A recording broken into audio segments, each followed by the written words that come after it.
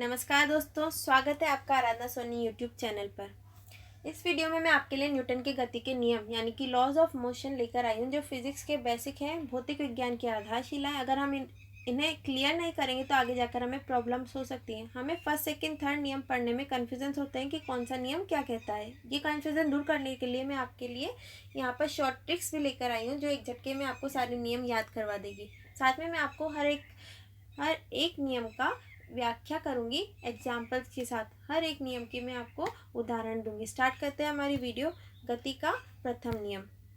तो जो गति का प्रथम नियम है उसे समझने के लिए पहले हमें जड़त्व को समझना होगा दोस्तों, कि ये जड़त्व होता क्या है। जड़त्व जिसे इंग्लिश में इनर्शिया कहा जाता है, ये है क्या? ये एक गुण है दोस्तों। हर एक बॉडी, हर एक कण में विद्यमान होता है। इसकी परिभाषा होती है, यदि कोई वस्तु स्थिर अवस्था में है तो वह स्थिर अवस्था में ही रहने का प्रयास करती है, और यदि वह गति कर रही है, गतिमान है, तो वो उसी वेग से गति करने का प्रयास करती है, वो रुकेगी नहीं। यही जड़त्व है। यानी अगर रुकी है तो रुकी रहेगी, और अगर गति कर रही है तो गति करती रहेगी। इसे समझने के लिए दोस्तों हम आपको एग्जाम्पल समझाते हैं कि जब भी किसी ग्लास पर एक सिक्का रखा है, यहाँ पर दिखाया गया ग्लास पर एक सिक्का रखा है कार्ड के ऊपर, अगर हमने कार्ड को जोर से हिट किया तो सिक्का अपनी स्थिति में रहने का प्रयास करता है, वहीं पर रुके रहने का प्रयास करता है, और कार्ड आगे खिसक कर निकल जाता है। इस वजह से सिक्का नीचे आकर गिर जाता है। यही तो क्या है दोस्तों, यही है जड़त्व, यानी सिक्का अपनी स्थिर अवस्था में ही रहने का प्रयास करता है। स्थिर अवस्था में है, रुका है, तो वो रुका ही रहेगा। और आगे एक और एग्जांपल समझते हैं दोस्तों गति के लिए। अगर कोई एक रेसर है, वो रेस लगा रहा है, भाग रहा है वो, और ये फिनिशिंग लाइन तक वो पहुंच गया है। फिनिशिंग लाइन पर वो v वेलोसिटी से पहुंच गया है, तो एकदम से वो कभी रुका है। हमने बहुत सारी रेसेस देखी होगी, जब वो फिनिशिंग लाइन क्रॉस करता है तो वो v = 0 वेलोसिटी पे कभी नहीं हो सकता दोस्तों। अगर वो एकदम से रुक जाएगा तो वो मुंह के बल आकर गिर जाएगा, उससे बहुत चोट लग सकती है। ये क्यों नहीं होता है दोस्तों? क्योंकि जो इसकी बॉडी है वो अभी भी भागने का ही प्रयास कर रही है, वो एकदम से रुक नहीं पाता है। जब हम अपने पैरों से प्रेशर लगाते हैं तो हम धीरे धीरे एक पोजीशन पर आकर v = 0 वेलोसिटी प्राप्त करते हैं। मतलब कि वो जो रेसर है वो धीरे धीरे ही अपनी वेलोसिटी को कम कर सकता है। यही है जड़त्व। जड़त्व यानी कि जो वस्तु गति कर रही है वो गतिमान ही रहने का प्रयास करेगी। क्लियर दोस्तों? आगे बढ़ते हैं। अब समझते हैं हम गति का प्रथम नियम क्या कह रहा है। तो जो गति का प्रथम नियम है वो हमें बताता है, गति के प्रथम नियम के अनुसार यदि कोई वस्तु विराम अवस्था में है तो वह विराम में ही रहेगी, और यदि वह एक समान वेग से गति कर रही है तो वह एक समान वेग से ही गति करेगी, जब तक कि, ध्यान से सुनिएगा दोस्तों, कि कब तक? जब तक कि उस पर कोई बाह्य बल आरोपित ना हो। इस नियम को समझने के लिए हम इसे दो टुकड़ों में विभाजित करते हैं। तो जो इसका फर्स्ट पार्ट है वो हमें बताता है जड़त्व। हर एक वस्तु में जड़त्व का गुण विद्यमान होता है। वो स्थिर है तो स्थिर ही रहेगी, और गतिमान है तो गतिमान अवस्था में ही रहेगी। कब तक की? जब तक कि हम उस पर एक बाह्य बल ना लगाएं। ये इसका दूसरा पार्ट है। अब दोस्तों आप पूछ रहे हैं कि बल होता क्या है, पहले बल समझाइए। तो बल होता है किसी भी पिंड को गति कराने के लिए आवश्यक कारक, एक एजेंट, या किसी रुकी हुई वस्तु को गति कराने के लिए, या गतिमान वस्तु को रोकने के लिए, या किसी भी गतिमान वस्तु के वेग में परिवर्तन करने के लिए जो भी कारक की आवश्यकता होती है उसे हम बल कहते हैं। बल का जो फॉर्मूला होता है वो होता है F = m गुणा a, m यानी द्रव्यमान और a यानी त्वरण। a मतलब क्या होता है दोस्तों? dv/dt, यानी कि वेग में जो हमें परिवर्तन करवाना है उसके लिए क्या आवश्यक है? बल। कोई वस्तु अगर चल रही है, कार चल रही है, तो अगर उसे रोकना है तो हमें ब्रेक लगाना पड़ता है। ये ब्रेक क्या है? बाह्य आरोपित बल। अगर कोई वस्तु रुकी हुई है उसे आगे धक्का मारना, आगे गति कराना, ये क्या है? आरोपित बाह्य बल। या किसी वस्तु को अपनी ओर खींचना, ये क्या है? आरोपित बाह्य बल। कोई भी वेलोसिटी से गतिमान है, उसकी वेलोसिटी में चेंज कराना, इसके लिए कौन से कारक की आवश्यकता होगी? आरोपित बाह्य बल की। सिंपल डेफिनेशन है दोस्तों इसकी। आगे बढ़ते हैं। प्रथम नियम आप सबको समझ में आ गया, ये जड़त्व और बाह्य बल से मिलकर बना है। इसे 2 टुकड़ों में पढ़ेंगे अगर हम, तो हमें बहुत अच्छे से क्लियर होगा। आगे बढ़ते हैं दोस्तों।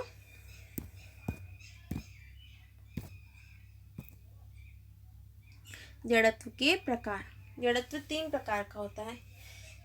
तो पहला प्रकार है इसका स्थिर अवस्था का जड़त्व। इसे समझने के लिए दोस्तों हमने जो भी ग्लास का एग्जाम्पल लिया था अभी, वो बहुत ही एकदम सटीक यहाँ पर बैठता है कि सिक्का अपनी अवस्था में ही, स्थिर अवस्था में ही रहने का प्रयास करता है। या फिर किसी कंबल या बोरी को जब हम झटकारते हैं तो उसमें से मिट्टी बाहर निकल कर गिर जाती है। ऐसा क्यों होता है?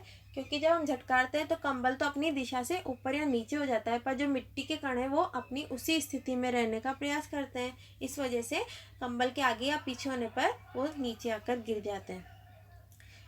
जड़त्व का दूसरा प्रकार है गतिशील अवस्था का। गतिशील अवस्था के जड़त्व का एग्जाम्पल, वो जो रेसर का एग्जाम्पल मैंने अभी दिया था, वो फिनिशिंग लाइन पर पहुंचने पर भी अपनी वेलोसिटी 0 नहीं कर पाता है, क्योंकि अभी भी उसकी बॉडी गति करने का ही प्रयास करती है। या फिर कभी चलती हुई बस में हमें पीछे बैठे यात्रियों को एकदम से जब ब्रेक लगता है तो सब पीछे की तरफ, ब्रेक लगने पर सभी यात्री आगे की तरफ झुक जाते हैं। तो ऐसा क्यों होता है? क्योंकि जब भी ड्राइवर ब्रेक लगाता है तो हमारी बॉडी गति करने का प्रयास करती है, पर ब्रेक लगने पर वो गति एकदम से रुकने का प्रयास करती है और हमारी बॉडी आगे गिर जाती है। ये गति का जड़त्व। या फिर किसी क्रिकेट की बॉल को, क्रिकेट का जो बॉलर है वो बॉलिंग से पहले लंबा रनर अप पर तेजी से दौड़ता है।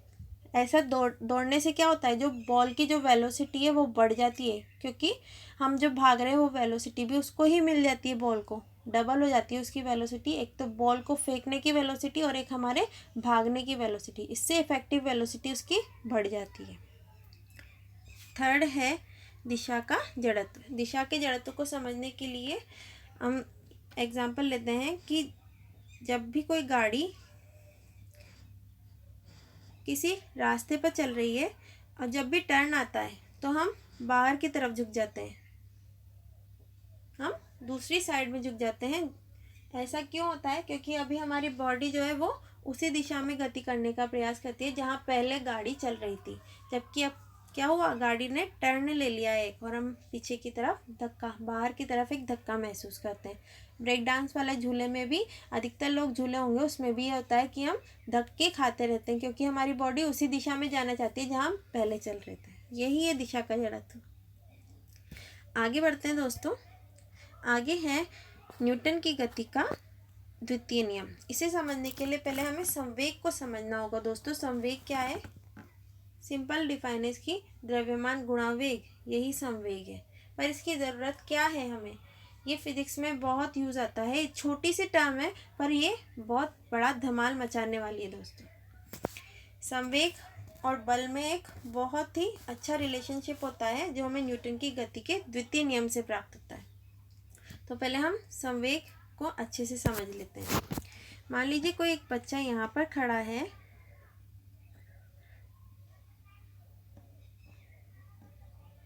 और एक बॉल है, छोटी सी बॉल इस बच्चे पर आकर गिरती है। ये छोटी सी बॉल का हम मान लेते हैं 100 ग्राम की ये बॉल है,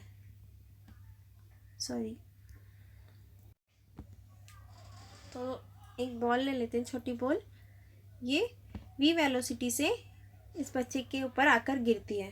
तो इसे क्या होगा? कुछ नहीं होगा, या तो बॉल इसे टकरा करके दूर चली जाएगी या फिर थोड़ी बहुत चोट आएगी। सेकंड कंडीशन में हमने ये बॉल भारी कर दी है, अब 10 किलोग्राम की बॉल ली है, सेम वेलोसिटी से आ रही है, वेलोसिटी हमने चेंज नहीं करी, सेम वेलोसिटी से आकर गिरेगी। तो क्या होगा? इससे बहुत ज़्यादा नुकसान होगा, बहुत टक्कर लगेगी, बहुत तेज़ वाली, हाथ पैर भी टूट सकते हैं इसके। तो क्या हुआ यहाँ पर दोस्तों? संवेग में चेंज हुआ। संवेग में चेंज कैसे हुआ दोस्तों? संवेग की परिभाषा मैंने आपको बताई, P बराबर m इंटू वी, द्रव्यमान इंटू वेग। तो क्या चेंज हो रहा है यहाँ पर? द्रव्यमान। इस वजह से यहाँ पर संवेग में भी परिवर्तन हुआ है। सेकंड कंडीशन लेते हैं दोस्तों। मान लीजिए एक बच्चा है, वो यहाँ पर खड़ा है। इस बच्चे पर m द्रव्यमान की बॉल 50 मीटर प्रति घंटा की चाल से आकर गिरती है, तो क्या होगा? इसे थोड़ी बहुत हल्की फुल्की चोट लगेगी या नहीं भी लगेगी, तो इसका नुकसान हो भी सकता है, नहीं भी हो सकता। पर दूसरी कंडीशन में हमने यही बॉल ली है, सेम द्रव्यमान m की बॉल, पर अब इसकी वेलोसिटी हमने चेंज कर दी है 50 मीटर प्रति मिनट, यानी कि बहुत तेज स्पीड से इसके मुंह पर आकर ये गिरती है और इससे बहुत नुकसान हो सकता है, बहुत तेज चोट लग सकती है। क्या हुआ दोस्तों? यहाँ पर भी P बराबर mv से संवेग में परिवर्तन हुआ, क्योंकि वेलोसिटी में चेंज हुआ है। यानी हो क्या रहा है दोस्तों? संवेग में परिवर्तन, यानी कि हम जो टक्कर हो रही है उसे संवेग में परिवर्तन के समानुपाती मान सकते हैं। ये टक्कर क्या है? एक तरह से धक्का। संवेग में जो परिवर्तन हो रहा है वो ही क्या है? टक्कर के समानुपाती। यानी कि जो धक्का लग रहा है, क्या जो उसे चोट लग रही है, ये क्या हो रहा है? यहाँ पर लग क्या रहा है? एक प्रेशर, यानी कि फोर्स लग रहा है। ये क्या है? टक्कर, फोर्स। और ये किसके समानुपाती हो गई? dp/dt के। यही तो गति का द्वितीय नियम है दोस्तों, जो हमने यहाँ पर आसानी से समझ लिया है कि जब भी किसी वस्तु के मास में चेंज होगा तब भी संवेग परिवर्तन होगा, यानी कि तब भी फोर्स लग रहा है वहाँ पर, यानी कि तब भी टक्कर हो रही। अगर किसी वस्तु के वेग में चेंज होगा तब भी टक्कर होगी, नुकसान हो सकता है, वहाँ पर भी बल लग रहा है, यानी कि बल संवेग में परिवर्तन के समानुपाती होता है। ठीक है, यही है गति का द्वितीय नियम, जो हमें बताया है वस्तु के संवेग में परिवर्तन की दर उस वस्तु पर लगाए गए बल के समानुपाती होती है। F = dp/dt बराबर होती। यह परिवर्तन जो हो रहा है, संवेग में जो परिवर्तन हो रहा है, वो बल की दिशा में ही होता है, मतलब दोनों की दिशा सेम होती है। ठीक है, अगर हम इसे पढ़ेंगे तो हमें बहुत कन्फ्यूज़न होगा। जब हम दिमाग में अपने एग्जाम्पल्स के थ्रू, जब डायग्राम्स के थ्रू हम समझने की कोशिश करते हैं तो बहुत ईजी वे में हमें समझ आता है। आगे बढ़ते हैं दोस्तों।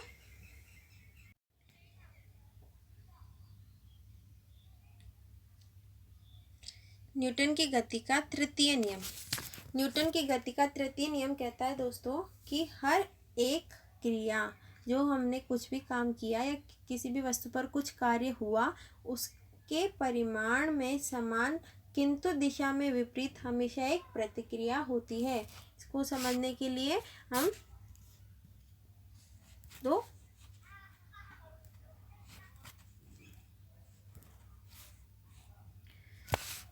वस्तुएं ले लेते हैं। ये है वस्तु नंबर 1, ये है वस्तु नंबर 2। अगर ये वस्तु नंबर 1 वस्तु नंबर 2 पे कोई बल लगा रही है F21, यानी कि वस्तु 2 पर लगाया गया बल वस्तु 1 के द्वारा, तो इसका मतलब क्या हुआ?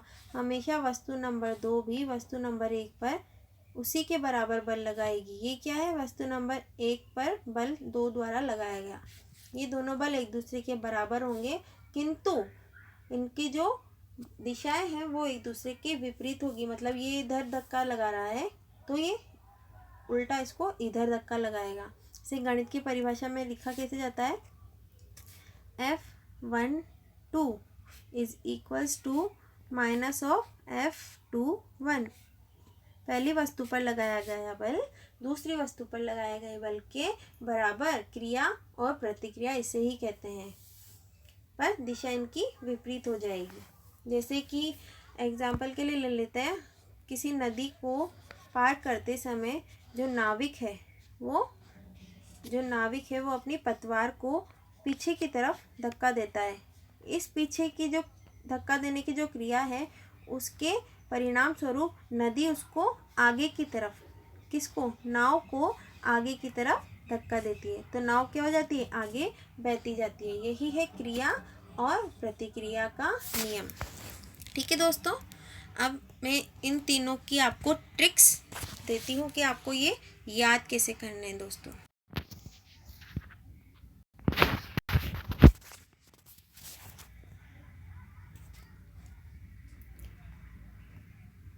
तो जो हमारी ट्रिक है वो कुछ इस प्रकार से है। फर्स्ट ट्रिक है हमारी गाड़ी का ब्रेक, यानी जो फर्स्ट नियम है उसे हम ये से याद रखेंगे, गाड़ी का ब्रेक। गाड़ी का ब्रेक लगने पर हम अपनी स्थिर अवस्था या गतिमान अवस्था से विचलित होने का, उसी अवस्था में रहने का प्रयास करते हैं।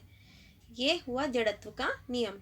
सेकंड नियम है बॉल का कैच, यानी संवेग का नियम। जब भी बॉल को कैच करते हैं हम तो अपना हाथ पीछे की तरफ ले जाते हैं। थर्ड हुआ बंदूक का झटका, यानी कि जब भी हम बंदूक चलाते हैं, बंदूक से शूट करते हैं तो उससे गोली निकलती है, वो आगे की तरफ जाती है और हमें पीछे की तरफ एक धक्का लगता है, यानी बंदूक से हुई क्रिया और हमको लगी प्रतिक्रिया। ये हुए तीनों नियम। फर्स्ट गाड़ी का ब्रेक, सेकंड बॉल का कैच और थर्ड हुआ बंदूक का झटका। तीनों एग्जाम्पल्स के थ्रू हम तीनों नियमों को याद रख सकते हैं और इनकी व्याख्या अपने आप हमारे माइंड में चलती जाती है। आशा करती हूँ मेरा ये वीडियो आपको पसंद आया होगा। अगर आपको मेरा वीडियो पसंद आए तो प्लीज़ मेरे चैनल को सब्सक्राइब कीजिए, इस वीडियो को लाइक कीजिए, कमेंट बॉक्स में लिखकर बताइए कि आपको ये वीडियो कैसा लगा और इसे आगे ज़रूर शेयर कीजिए। Thank you.